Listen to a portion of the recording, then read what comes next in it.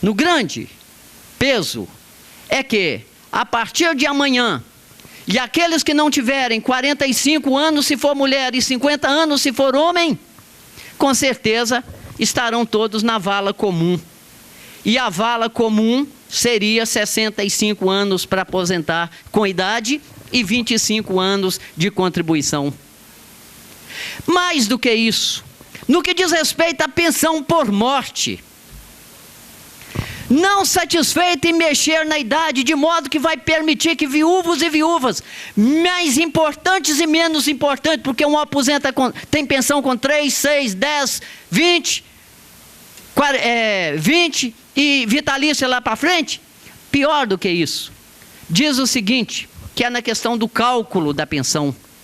O cálculo da pensão agora vai a 50%, pela PEC 287, 50% do valor das contribuições. E esse 50% com 10% para cada dependente. De modo que vai somando 10% até perfazer um total de 100%. Só que, se acaso um dependente fica maior, aquele 10% dele vira pó. Acaba, desaparece. Se amanhã o outro dependente fica maior de idade, mais 10% vai para a lata do lixo, ou para o bolso de alguém, até que esse último dependente, o último dos dependentes, ficar maior de idade, o cônjuge sobrevivente, aquele que detém a pensão, por exemplo, passará apenas a ter os 50%. Que, a bem da verdade, não é 50% do que a pessoa poderia ganhar, mas 50% dos 50% que ele teria direito, que corresponde praticamente a 25%. Porque quando se faz o cálculo para se apurar a pensão, seja lá no regime geral, seja cá no regime, no PPP, no sistema público, a apuração é 50% daquela média. É claro que estabeleceram lá alguns critérios, para lá, para cá, assim e assado. Não vou entrar nisso aqui. Esse foro não é para isso. Pelo menos pensamos aqui, vereador. Esse foro aqui, essa audiência aqui, é para que amanhã, quando você chegar na sua casa, você possa saber que quem está falando o que está falando lá, para justificar a reforma da Previdência Social, mente. Mente. E estão mentindo sim, para nós todos. E alguém vai dizer, e passa? Faz escuro, mas eu canto, porque o amanhã vai chegar. E quero dizer, vereador, quero dizer, companheiro Frederico, quero dizer, companheiro Luiz Fernando, que a pipa sobra contra o vento. Se tivesse tudo tranquilo, talvez não estivéssemos aqui agora para enfrentar. Não, estaria cuidando de outros assuntos.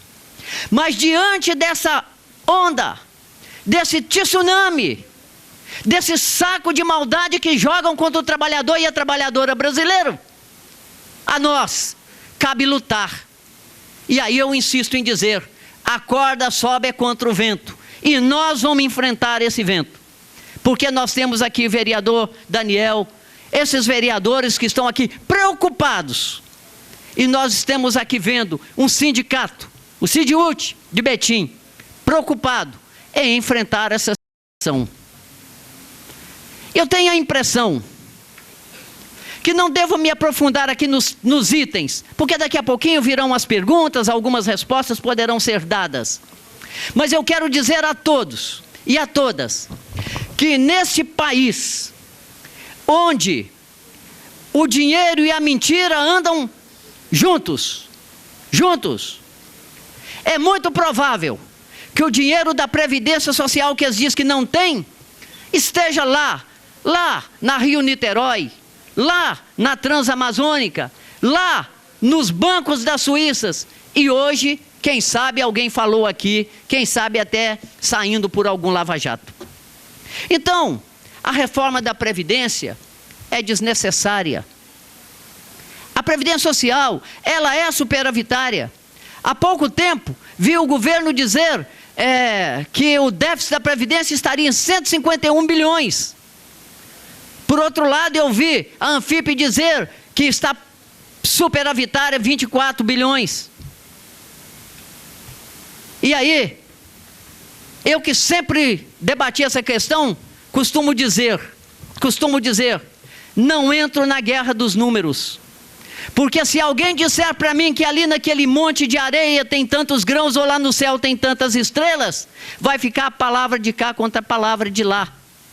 Mas o que eu posso afirmar para vocês é que se nesse país tivesse emprego, que se nesse país não tivesse sonegação, que se nesse país não tivesse as atrapalhadas dos nossos gestores da Previdência Social, tanto pública como privadas, dos regimes próprios como dos regimes geral da Previdência, a situação fosse outra.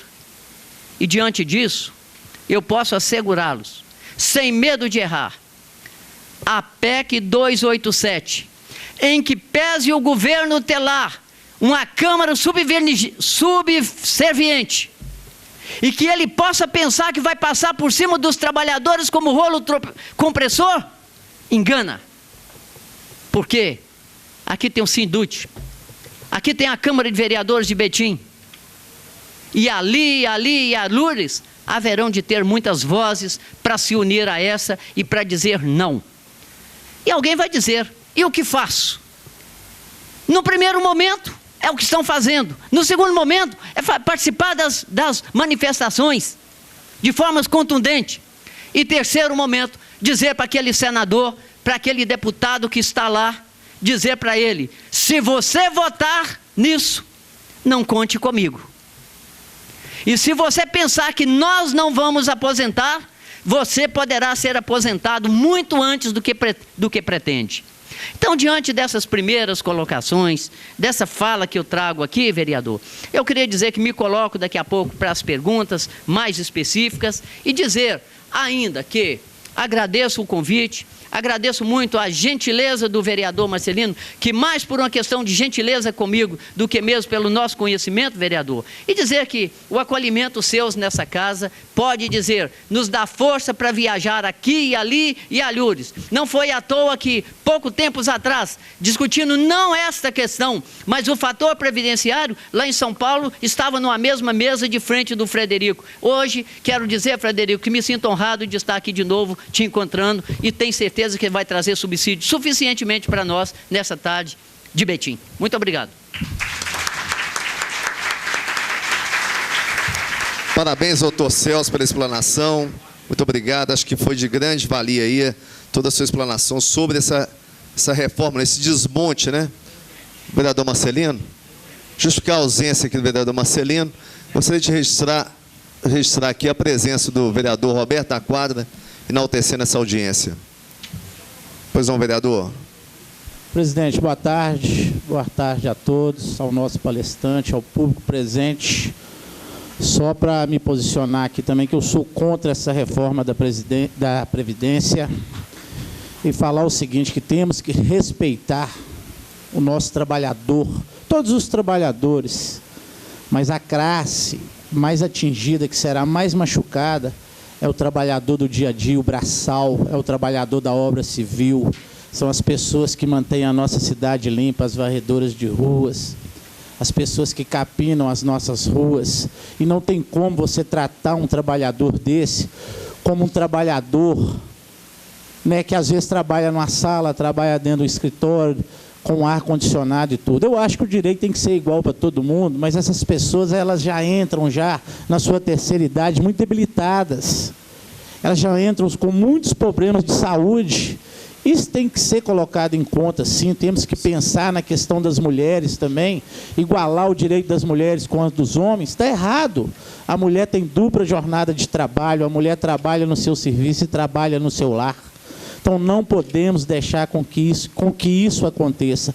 Então, peço, né, ao presidente do sindicato, essas pessoas aqui presentes, que nós temos que ter, sim, essa união, buscar forças, ir para a rua, assim, como o Marcelino disse, às vezes tem uma festa, tem um movimento, todo mundo vai, todo mundo alegre e satisfeito. Às vezes tem um movimento para buscar o nosso direito, porque nós chegaremos também na época de nos aposentarmos. E aposentar como?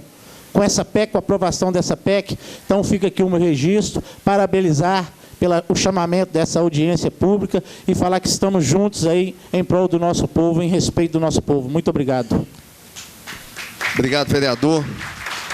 Vereador Gilson Baeta, eu acho que só tem uma pessoa nesse país que é a favor dessa reforma, é o Temer. Só ele.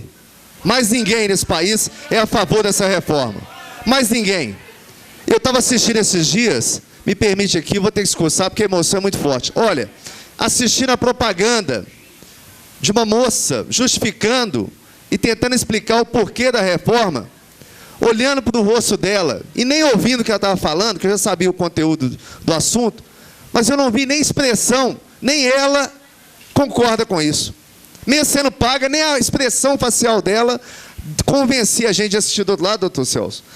E também Frederico, Luiz Fernando. Nem ela, da propaganda, contratada para aquele fim, estava convencendo a gente que é necessário fazer uma reforma.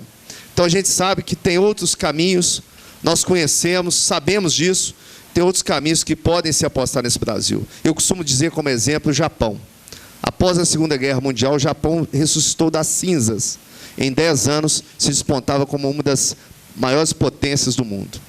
Esse Brasil, após anos e anos de muita corrupção, começou a ter uma tendência de um futuro diferente e, infelizmente, o poder de Brasília é muito forte, há um acúmulo de poder, uma centralização na República e a gente agora vê o país tomando outros rumos, infelizmente. Então, nós temos que reivindicar mesmo, manifestar contrário à situação. Essa casa é do povo. Tem algumas pessoas de pé aí, nós temos 13 lugares, 13 assentos aqui. A cerimonial nossa, a Lourdinha, está aqui na recepção. Quem está de pé e se desejar, pode dar a volta e assenta aqui com a gente, aqui, por favor.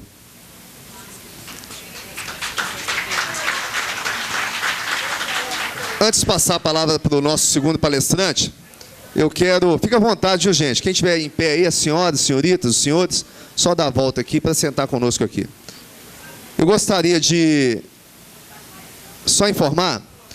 Levanta o braço aí. A Lourdinha é do nosso cerimonial. Ela já está aí à disposição dos senhores e senhoras para tomar nota, qualquer dúvida, qualquer pergunta, já fazer o registro aí, para que a gente leve, no segundo momento, aos nossos palestrantes. Então, dando continuidade ao nosso debate, eu gostaria de chamar aqui o nosso técnico do DIEESE, o nosso amigo aí, entendedor, economista, o Frederico Melo, para fazer sua explanação. Fique à vontade, Frederico. Bom, boa tarde a todos e a todas as pessoas aqui presentes.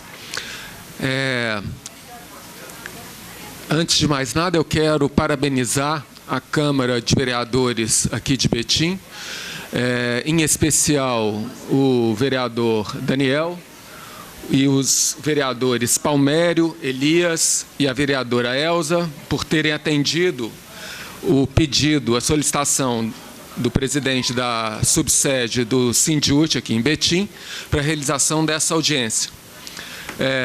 Quero cumprimentar o doutor Celso também e parabenizar o Sindicato dos Trabalhadores Rodoviários de Betim pela participação e pela presença aqui nessa audiência.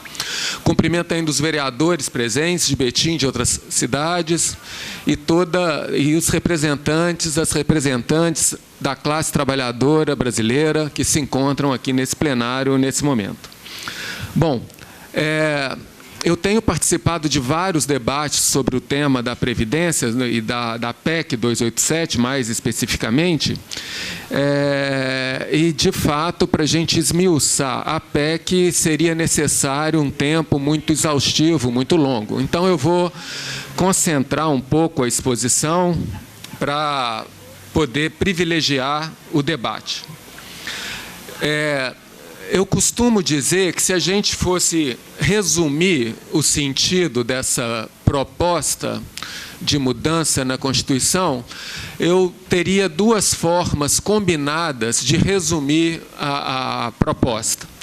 Eles querem que a população brasileira trabalhe por mais tempo, contribua por mais tempo, adie o momento de se aposentar e, ao se aposentar, receba um benefício de valor menor e viva menos tempo com esse benefício.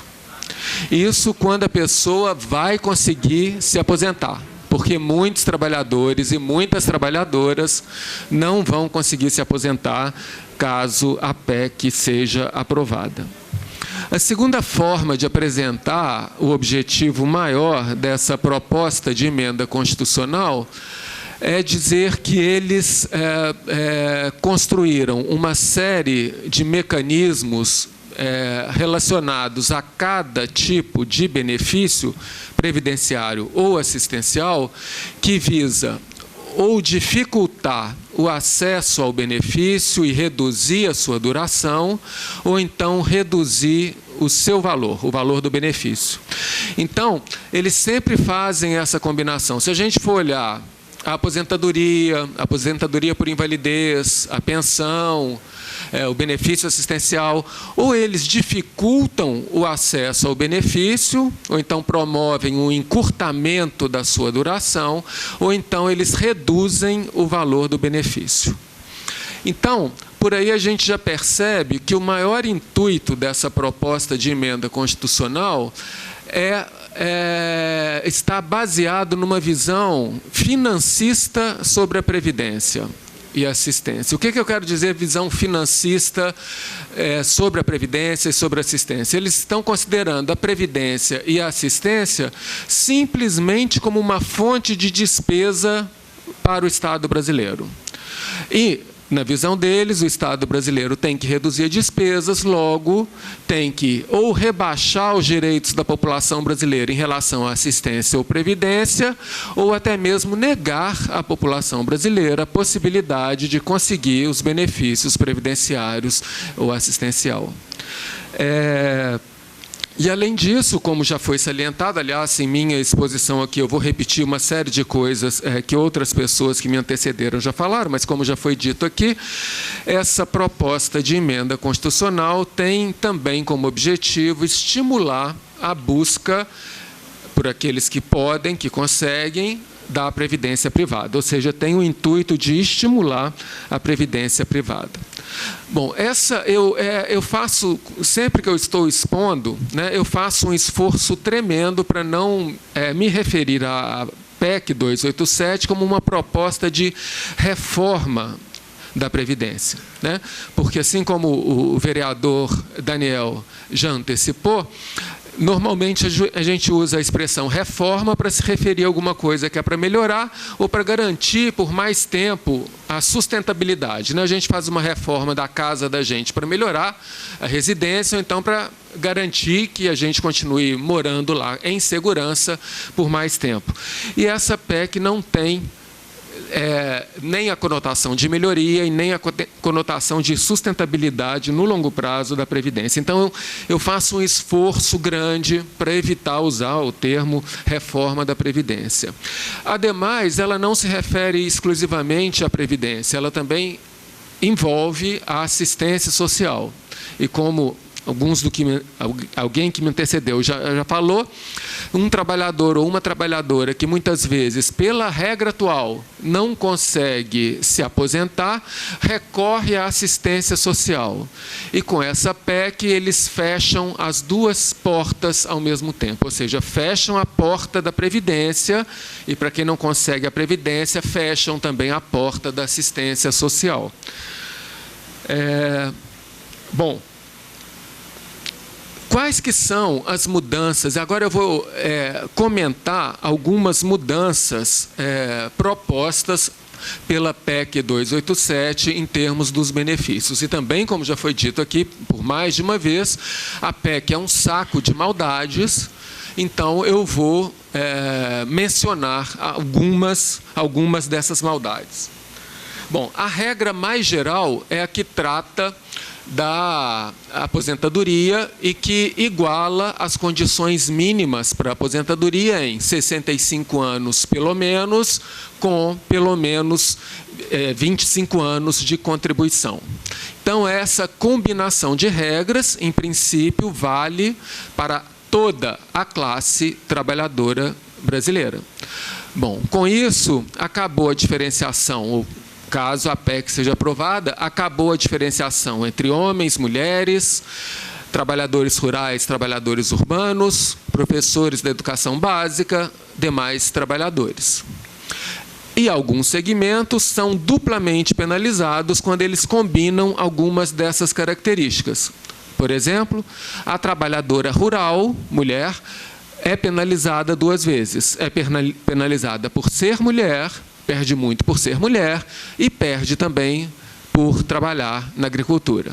A professora da educação básica, da mesma forma, perde duas vezes. Perde por ser mulher e perde por trabalhar na área da educação básica. E aí, se a gente for analisar a PEC, ela, e como a vereadora Elza mencionou, ela tem um viés anti-mulher muito forte. Por quê? Nessa regra de aposentadoria, a mulher perde muito, porque eles acabam com a diferenciação entre homens e mulheres. Na regra das pensões, as mulheres são mais penalizadas, porque as mulheres são as grandes beneficiárias de pensões. No benefício da assistência, a mulher perde muito, porque ela também está sobre-representada entre os beneficiários do benefício assistencial, né? Então, a mulher, ela está sendo profundamente atacada com a proposição dessa proposta de emenda constitucional. Bom, mas se a gente for pensar nessa regra, nessas combinação de dois requisitos mínimos, né, os 65 anos de idade e os 25 anos de contribuição, a gente já começa a ver que, apesar de toda a classe trabalhadora brasileira passada, presente e futura ter seus direitos rebaixados e dificultados, alguns segmentos sofrem mais o impacto da mudança proposta, né? Então, vamos tentar imaginar um professor da educação básica dando aula para 40 alunos, adolescentes, em sala de aula até os 65 anos de idade. Pense numa professora da educação básica convivendo com 40 crianças de 7 anos de idade até os 65 anos de idade. Pense numa trabalhadora rural trabalhando na roça, e aí não é só tomar conta da galinha, não. É trabalhando mesmo na roça, numa jornada, até os 65 anos de idade. Então, esse limite único de idade mínima, a gente já começa a ver as suas incoerências com a realidade de condição de trabalho de segmentos da população brasileira. Agora, se a gente for pensar nos 25 anos mínimos de contribuição, a gente começa também a pensar em outros segmentos de trabalhadores e de trabalhadoras que serão muito penalizados caso a PEC seja aprovada. E aí eu vou pegar dois exemplos, que não são os únicos, mas eles são representativos. Se a gente pegar trabalhadores da construção civil, que é uma categoria muito masculina, com grande presença de homens, majoritária, e empregadas domésticas, a gente vê, se a gente lembrar da trajetória profissional desses trabalhadores, que eles não conseguirão se aposentar. Eles não conseguirão acumular 25 anos de contribuição.